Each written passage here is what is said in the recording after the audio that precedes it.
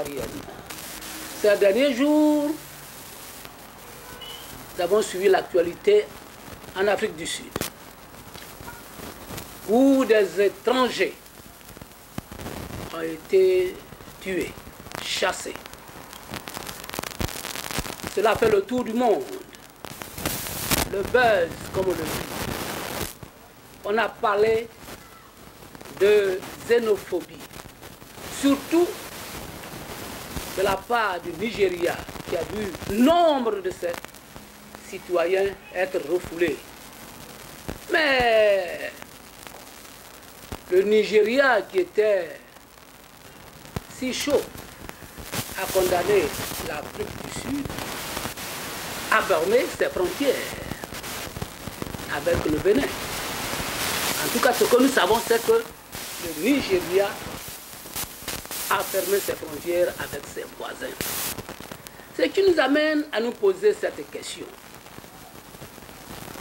Qu'est-ce qui pousse bien les nationaux à s'apprendre à des étrangers, avec qui vivent depuis des millénaires?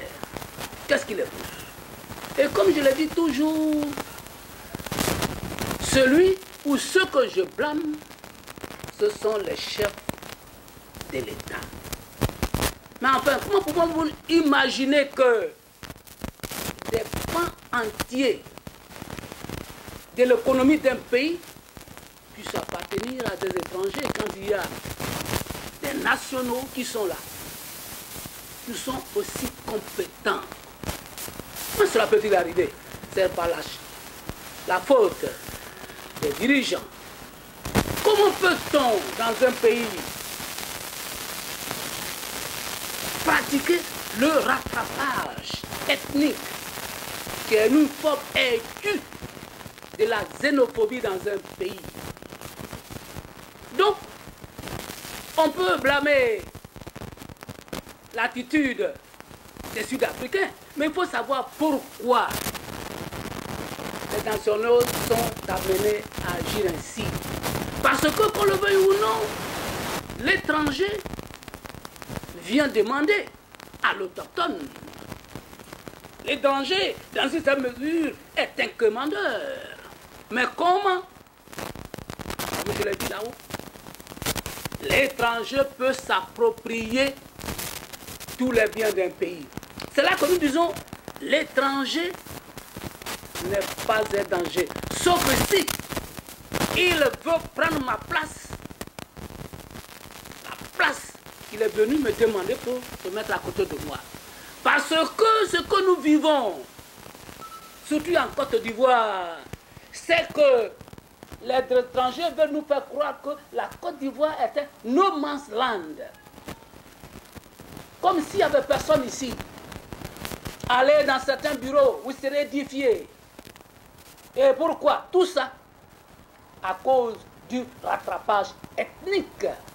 C'est pour ça que je dis, je n'accuse pas les pauvres affamés qui, bien sûr, en Afrique du Sud, on est gêné par cette façon de faire.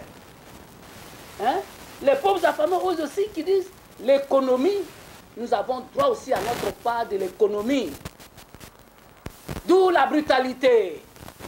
Donc, si nous voulons blâmer quelqu'un, il faut blâmer les chefs de l'État, une politique équitable à l'endroit des nationaux, ainsi bien qu'à l'endroit des étrangers. L'étranger n'est pas un danger, sauf si il veut récupérer la terre du national. Je voudrais bien pas vous abonner à ce que nous venons de dire, parce que, sachez-le, la vérité naît des contradictions. Retenez-le, l'étranger n'est pas un danger. S'il connaît sa place, si les dirigeants font en sorte que l'étranger connaisse sa place, je dis toujours, si l'étranger occupe tous les pans de l'économie, pays, la réaction, je dirais même normale, des nationaux, c'est de dire nous aussi.